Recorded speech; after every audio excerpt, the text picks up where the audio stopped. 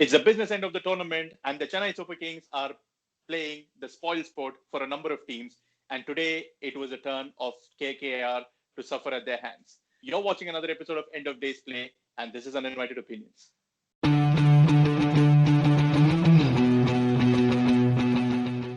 Next, it was a must-win game for KKR to keep their destiny within their control. Unfortunately, they ran into an inspired CSK. Let's take a quick look at the scorecard to see what happened. KKR posted, quite a good total on board. They must have been happy heading into the midway stage. Nitish Rana played another scintillating innings and was ably supported by some late order hitting by Dinesh Karthik and some top order support from Shubman Gill. A number of the Chennai bowlers sort of chipped in with Lungi and Giri picking up 2 wickets. When it came to the CSK's chase, they began steadily. They didn't sort of blaze away. But Ruturaj Gaikwad once again proved that he's someone that Chennai should persist with. He scored another fantastic half century. Ambati Raidu provided some middle order impetus with some lusty blows. And in the end, when the going got tough, Ravindra Jadeja stepped up and smashed those late order sixes to see Chennai home. And you could see how much it meant to Chennai. Despite them being out of the tournament, they really enjoyed this win. The KKR must be feeling dejected. Varun Chakravarti and Sunil Narayan bowled very well in the middle overs to keep Chennai in the check. But unfortunately, their pacers didn't step up today. And I think that paved the way for their loss. What did you like, in the KKR innings today? So what are your thoughts on today's game? Yes, interesting game, and full marks to Chennai for showing that full spirit that we have been asking for. And to be fair, actually, KKR came up with a good game plan and almost executed it to perfection.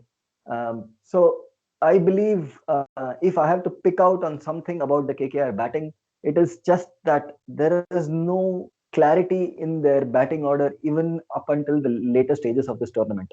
So there is Rahul Tripathi one day at the top, and then one day he's asked to come in at number 7. Owen Morgan just cannot find himself confident enough to walk out at number 4. Today it was Rinku Singh who came in at 4. So even at times when the top order gives you a good start, somehow KKR finds their way to squander that advantage. 172, yes, indeed was a good score. But if they had thought through their batting order and had clarity in their approach, I think they could have still ended up with at least 10 or 15 more runs, if not more. That's something that they would need to rectify, maybe if at all there is any life left in their campaign this season, or certainly going into the next season. Yeah, it almost feels that, at the top order with Nitish Rana now sort of moving up to opening the innings, he's really taken up that role. And, he seems to be a good foil for Shubman Gill, and they've generally given the team good starts in the past couple of games.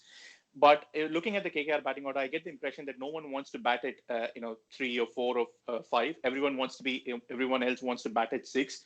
Morgan, Dinesh Karthik, Andre Russell all seem to, do better at 6. So they really need to sort of fix that flaw in their batting order. And maybe, it might not have been a bad idea to, send Rahul Tripathi up at number 4 rather than wasting him down in the order at number 6 or number 7 whenever he came in.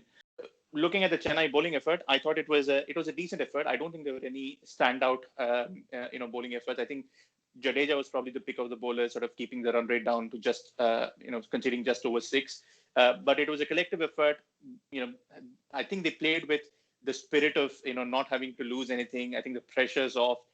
You can see that the bringing in the changes in the team as well, and maybe that's the freedom that they should have played with even from much earlier in the tournament. I think they got really bogged down, and I when it came to their turn batting, I'm really pleased that they're now showing some faith in Ruturaj Gaikwad. Maybe in hindsight they should have done this much earlier, given him the opportunities to bat up the order.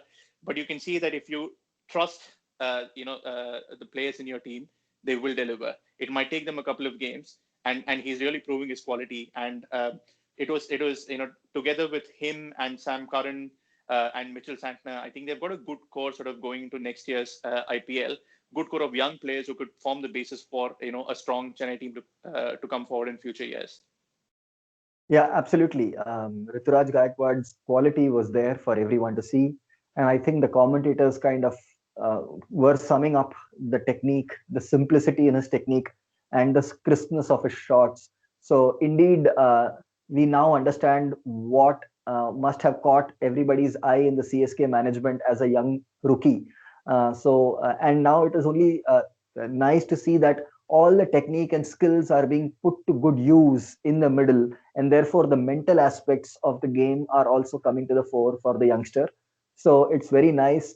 I think he paced his innings very well. He started off kind of slowly, but and he doesn't have necessarily the big power, but he can improvise when required, and he knows the moment when to capitalize. So a lot of things going in the right direction, and certainly someone to watch out for going forward in the future. And actually, Yeah. that makes us wonder whether CSK could have persisted with him through the season. At the top, it could have been Faf du Plessis, who is just as adept at playing in the middle order, if at all they wanted to accommodate all of them, with Shane Watson and Ruturaj Gaikwad at the top.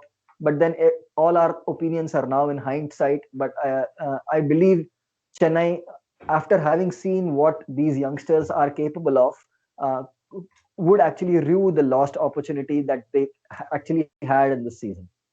And I also think they, I keep going back to this, but they really missed Ambati Raidu in those few games that he was unavailable for them. He's the batsman in their team who's capable of creating that chaos element when he comes into bat, because he always looks to be inventive. He comes down the track, he moves, shuffles around the crease, and he always looks to put pressure back on the bowlers, and that's what he did even today. And he scored 38 of 20 balls, which sort of brought back the momentum, Chennai's way. And also Jadeja, pleasingly from the Indian team's perspective, he has actually grown in confidence. He's trusting his hitting capabilities more. I think that one game against Sunrisers in the middle of the tournament, which unfortunately Chennai didn't win, but Jadeja got to spend some time in the middle and scored a crucial 50, and that sort of helped him sort of trust his capabilities. And ever since then he's actually been on a good hitting spree. So that was quite pleasing to see. Your thoughts on the KKR bowling? Yeah, it's a cruel game. I don't think that I can specifically lay my finger on to any particular event that costed the game for KKR.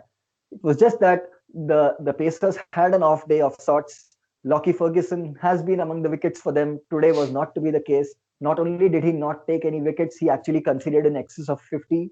The 19th over that he bowled was very crucial. Had he given maybe 6 or 7 more runs to defend for Nagarkoti, maybe things could have been different. And I think if you are playing someone of the likes of Nagarkoti or Prasidh Krishna or Shivam Mavi, I don't have a problem with them being rotated. But you must lay the trust in them and allow them through that 4 over spell that they are required to bowl. So it kind of getting that 1 over from Nitish Rana was, I thought, a regressive move. As a captain, I actually expected Morgan to think through that period a little better. He Yeah. of course preserved the overs from the premier spinners of Chakravarti and Sunil Narayan for the later part of the innings, where he thought they could actually strangle the chase when the opportunity comes. So that was quite good. But I think otherwise the shuffling of the bowlers was more or less okay, except for that Nitish Rana experiment. I wouldn't necessarily come down hard on them. They tried their best, and there are days when things go not your way. I think I had two things which caught my eye. The first one was you were bang on the point about Nitish Rana's that 1 over, which was when Raidu basically shifted gears and took him on. The other bit was, which is again probably not being too harsh on Nagarkoti, but it's probably part of the learning curve for him as well. If you look at his last over, there were barely any Yorkers and there were barely any bouncers. He was bowling at a length, and if I cast my mind across the rest of the tournament and see what he's bowled, he's very rarely bowled Yorkers or bouncers. He's got the pace, but you always find him either bowling on a length at pace, or again on a length but taking the pace off.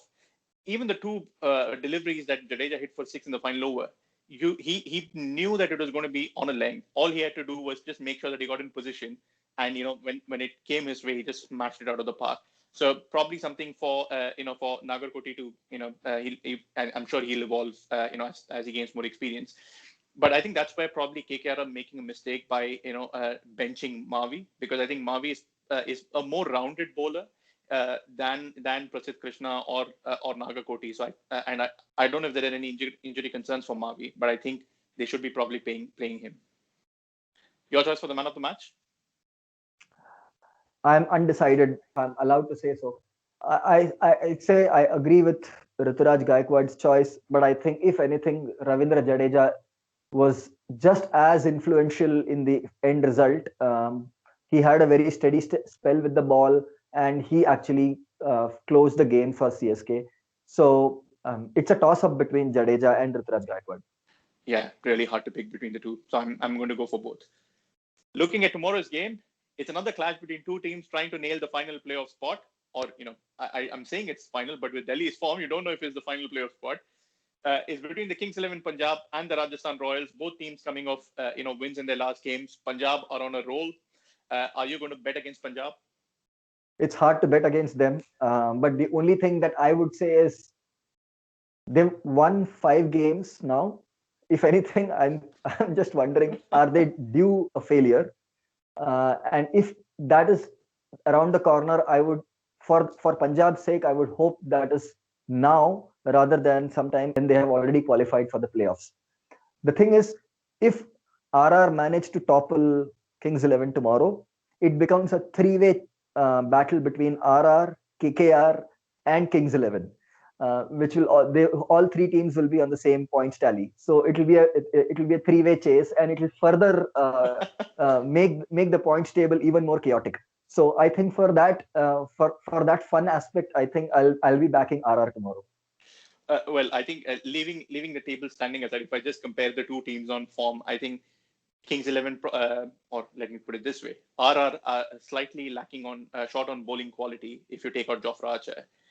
Whereas I think Kings 11, at the moment appear a little more rounded. So purely on bowling quality, I'm going to go with Kings 11. Let's see what happens tomorrow.